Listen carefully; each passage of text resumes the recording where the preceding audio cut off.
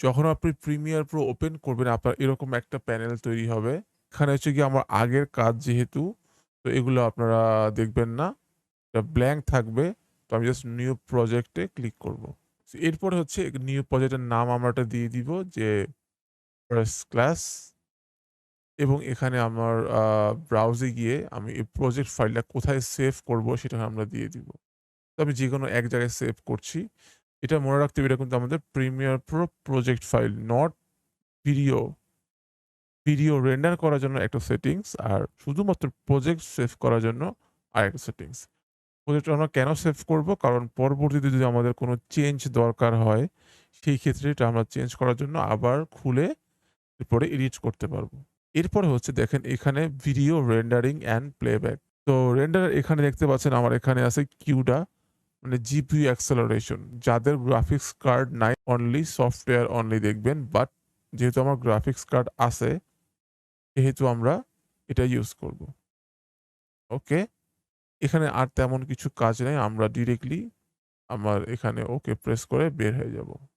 এইখানে দেখতে পাচ্ছেন এই হচ্ছে আমাদের প্রিমিয়ার প্রোর ইন্টারফেস এবং আমি ব্যবহার করছি প্রিমিয়ার প্রো ২০২২। যারা পুরনো ভার্সন ইউজ করছেন ২০২১ বা ২০ মোটামুটি সেম একেবারে মানে 99% সেম। তো এখন আমরা পরিচিত হই এই ইন্টারফেসের সম্পর্কে।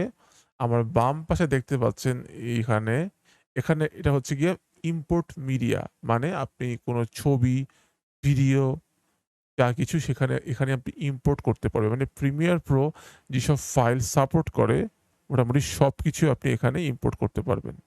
এরপরে হচ্ছে আমার বাম দিকে হচ্ছে টাইমলাইন মানে আপনি যখন কোন ভিডিও এখানে ইম্পোর্ট করবে এটাকে এখানে ছেড়ে দিলে এটার টাইমলাইনটা এখানে শো করবে। তো আমরা ইম্পোর্ট করি। ইম্পোর্ট করার জন্য অনেক ধরনের ওয়ে আছে। ফার্স্ট যে ওয়ে সেটা হচ্ছে গিয়ে রাইট ক্লিক করে import or drag and drop তো আপনার আছেই। বাট আমি নরমালি আপনাদেরকে রাইট ক্লিক করে ইম্পোর্ট করছি। এখানে ক্লিক করলেই হবে ইম্পোর্ট। দেন আপনি যেকোনো একটা ভিডিও এখানে আমি নিয়ে আসি। ডাবল ক্লিক করলেই হবে। এরপরে আপনি যদি চান যে না আমি একটা ভিডিও নিবো না, আমি একসাথে অনেকগুলো ভিডিও ইম্পোর্ট করব, সেটাও আপনি করতে পারেন।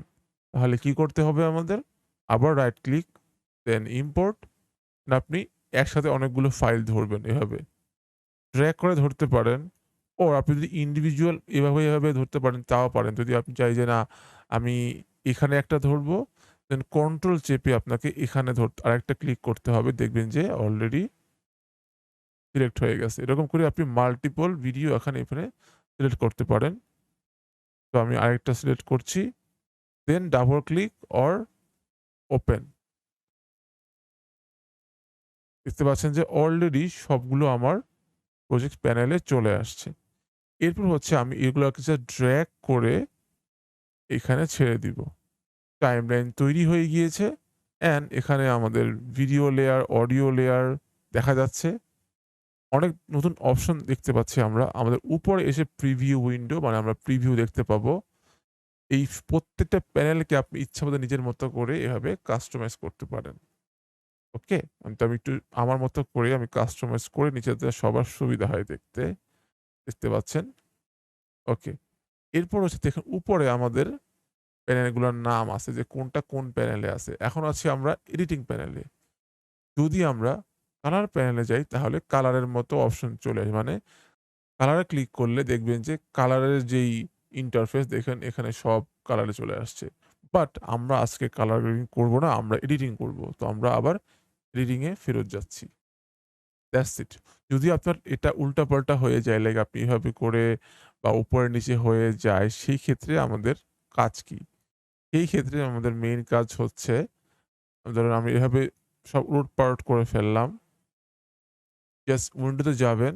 যাওয়ার পরে workspace then reset to save layout or alt shift 0 এটা রিসেট হয়ে গেল।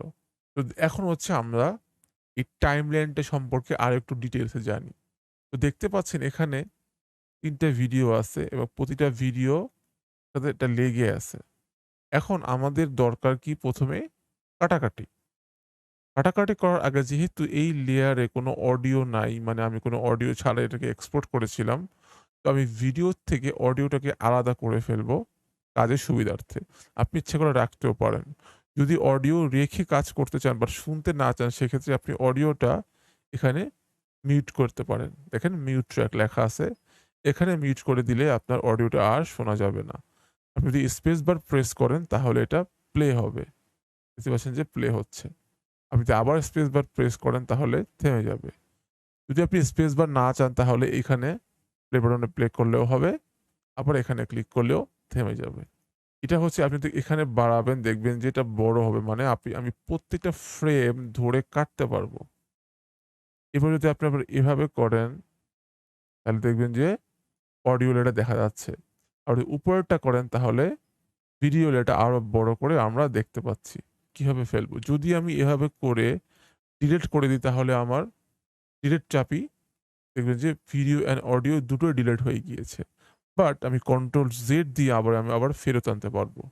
অ্যাডোবির প্রত্যেকটা প্রোডাক্টে এই একটাই শর্টকাট সবখানে আছে সেটা হচ্ছে যদি আপনি কোনো কাজ আনডু করতে চান সেই ক্ষেত্রে আপনার কন্ট্রোল প্লাস জেড।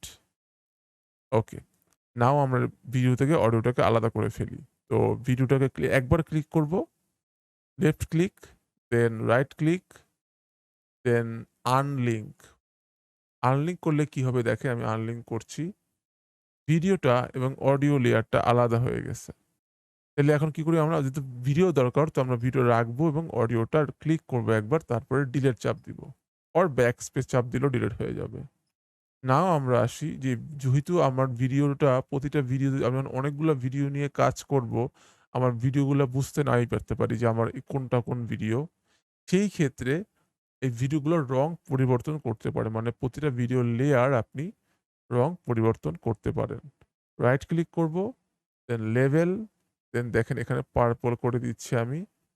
এভাবে করে আপনি প্রতিটা ভিডিওর কালার চেঞ্জ করে কোনটা কোন ভিডিও, কোনটা উপরে যাবে, নিচে যাবে সেগুলো ঠিক করতে পারেন। এখন অনেকে প্রশ্ন করতে পারেন যে এখানে V1, V2, V3 মাত্র ৩ টা ভিডিও কি আমরা এক্সপোর্ট করতে পারবো উপরে? নাকি আরো পারবো? একদমই মানে ঘাবড়ে যাওয়ার কিছু নাই। কারণ প্রিমিয়ার প্রো অনেক এক্সপেনসিভ এবং অনেক ভালো একটা সফটওয়্যার।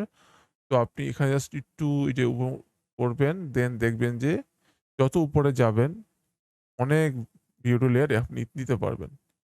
আপনি যদি এভাবে নেন উপরে সেভাবেও করতে পারবেন। এবার হচ্ছে আমরা আরো কিছু ফিচার্স নিয়ে কথা বলি।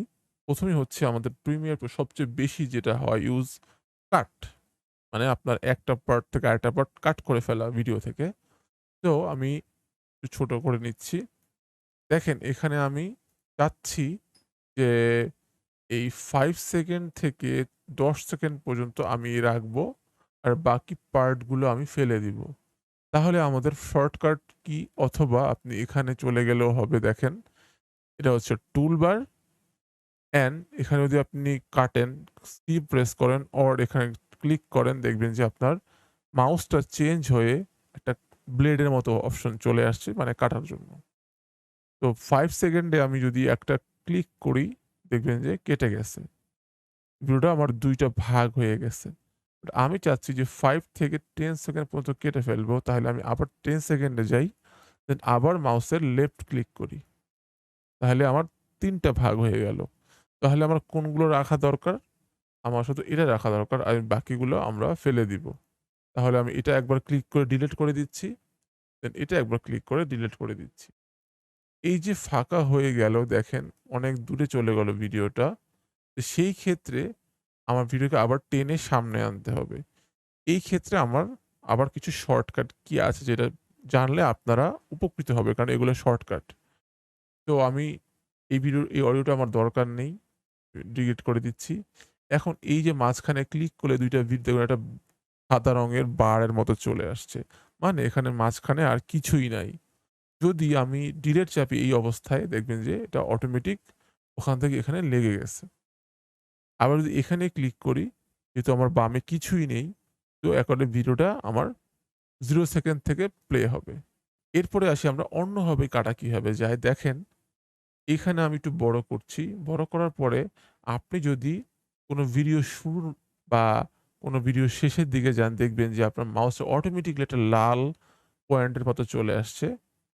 এটার কাজ কি? এটা আপনি যেকোনো ২ পাশ থেকে আপনি এভাবে করে ছোট করতে পারেন বা কাটতে পারেন। মাঝখান থেকে এই অবস্থায় কাটা যাবে না। জাস্ট ২ পাশ থেকে আপনার কাটা যাবে। যেহেতু আপনার রেজর টুল আছে মাঝখানে কাটার জন্য, সেই অবস্থায় আমরা জাস্ট এখন হচ্ছে যে রেজর টুল ছাড়া আর কি টুল আছে যেটার মাধ্যমে আরো ফাস্ট কাটা যায় বা আরো শর্টকাটে কাটা যায়? দেখেন, শর্টকাট জিনিস আমি একটু আরেকটু ছোট করতেছি অ্যান্ড নাও সি এই যে মাঝখানে একটা গ্যাপ আছে আমি একটা ফিল আউট করে দিলাম। ফিল আপ করে দিলাম। বাট আমি যদি বি প্রেস করি আমার কিবোর্ডের, আমি এখানে দেখতে পাচ্ছেন যে রিপল এডিট টুল নামের একটা অপশন আছে। এই রিপল এডিট টুলের কাজ হচ্ছে আপনার এই, এই যে লালের থেকে আরো একটু ভালো কাজ করা। তো আমি যদি বি প্রেস করি অর এখানে সিলেক্ট করি তাহলেই হবে। এবার দেখেন লালটা হলুদ হয়ে গেছে। এই হলুদের কাজটা কি আসলে? আমি যখন এই হলুদটাকে জাস্ট হোল্ড করে চেপে ধরে রাখবো, দেন এটাকে জাস্ট আমি যখন ১০ সেকেন্ড এখানে পর্যন্ত আমি আক যদি এরপরে আমি ছেড়ে দেই, দেখেন কি অবস্থা হয়।